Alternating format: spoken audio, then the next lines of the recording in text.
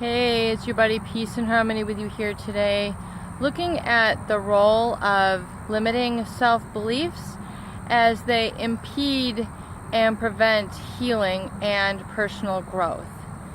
At the hands of a narcissist abuser, we're often given the wrong messages. Those messages are creating what we call a negative self-belief or a negative self-esteem. This tends to be permanent and pervasive in nature, so permanent that it affects almost all of our waking life. It can be very detrimental to people, including causing depression, underemployment, lack of employment, crippling anxiety, really inhibition in terms of exploring and living life to the fullest. And this is really beginning in what we call negative self-beliefs. And these are oftentimes implanted in a child at the hands of a parental narcissistic abuser.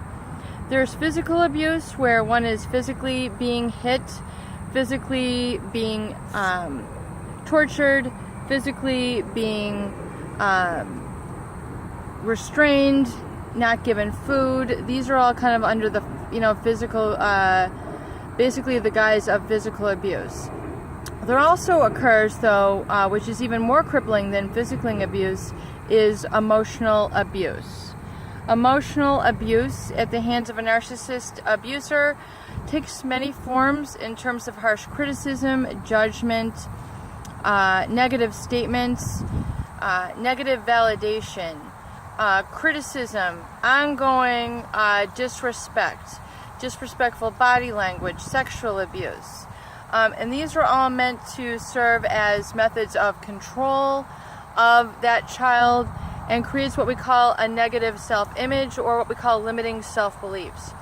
Beliefs, and I know that this is maybe a lot of new information, but beliefs are at the very foundation and core of our personality and what we go to accomplish. In fact, people with low self-belief are often underemployed, under-earning. They are limited in their repertoire of emotions. They can have extreme fits of crying, fatigue, emotional shutdown, communication shutdown, appetite problems, digestive issues. And a lot of these are really created by the anxiety and depression created by the narcissistic emotional abuse. And it often feels like a scar that will never heal. However, I just have to show this butterfly to you. This is the most wonderful guy right here. Do you see? Whoa, sorry if this gets dizzy. This monarch right here is so cute. He is so cute, he's so precious. Do you see that butterfly? He keeps coming back, and he's trying to send a message that you have to get beyond that negative self-belief, transform into a new being, have a new look to yourself, a new lease on life, and become a whole new you. That's really what it's like. Kind of see if I can get in the video here. This is really what it's like. I'm surprised he's not afraid of me.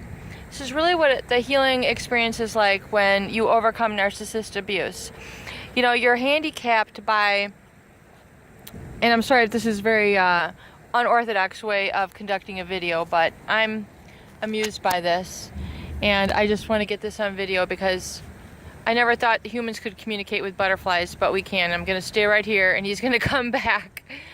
But really, the abuse that occurs at the hands of the emotional abuser is, it feels like it'll never heal. It'll never resolve itself. It'll never go away. It plagues you through all your days. It affects your ability to be hired. It affects your emotions. It affects, your body language, your everyday emotional gait. It really impacts, and it can be quite limiting, quite crippling. And this is, again, it's negative self-beliefs, limiting self-beliefs that have been handed to you like an inheritance from a narcissist abuser. And these can be uprooted and rewritten. That's the exciting thing when it comes to healing from narcissist abuse, especially at the hands of a parental abuser. these can be rewritten, these can be erased.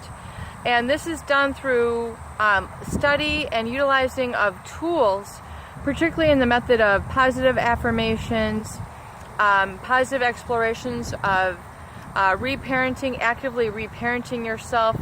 There's some visualization exercises you can do, which are extremely effective, and going really no contact with this parent in your life through a number of ways can help you become a whole new you and become like that butterfly that I'm referring to today, where at first you looked in the mirror and you saw a cocoon.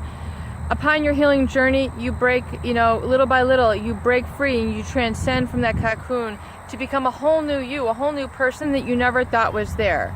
That is the analogy of the butterfly.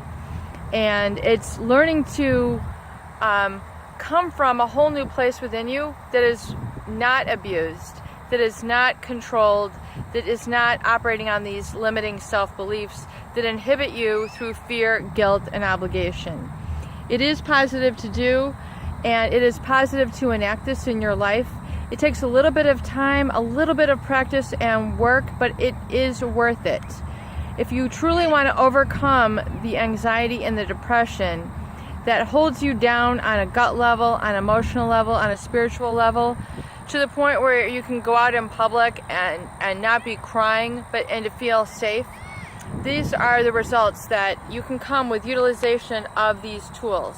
Specifically in the books that I recommend through John Bradshaw, Healing the Shame That Binds You, Reclaiming Your Inner Child, Championing Your Inner Child, the Homecoming book by John Bradshaw, and identifying, a lot of it just becomes the awareness of these self-limiting beliefs and making conscious, I know this is a lot of terms for you, but making conscious a lot of the unconscious limiting beliefs that are directing and driving your life on a daily basis. Things that you are not aware of. And I alluded to this in some previous videos. When we don't realize these unconscious beliefs that are directing our lives, we need to uproot those and implant more positive beliefs in the form of positive affirmations and positive actions, and keeping these positive statements around us that can help start to recharge and reboot our spirit. So please become aware of these self-limiting negative beliefs that have been handed to you, inherited from the narcissist abuser. Disown your parents. Basically, begin to become aware of those negative self-beliefs. Deny and refuse those to become part of your life anymore, and create a new foundation, a new identity for you, where you're like that butterfly, where you've got wings now rather than a cocoon, and you're living from positive directed self-beliefs. I am wonderful, I am magnificent, I am enough. With all that I came into this world from head to toe, I am enough. I have the capacity for joy, I have the capacity for happiness, I have the capacity for bliss, I have the capacity for healing, I have the capacity for contentment, I have the capacity for joy. And it is all these positive emotions that I now direct and come from and emanate from in my life. And these are just some of the ideas, and I will structure these more for you in future videos. Peace and harmony with you here today. I hope these videos help.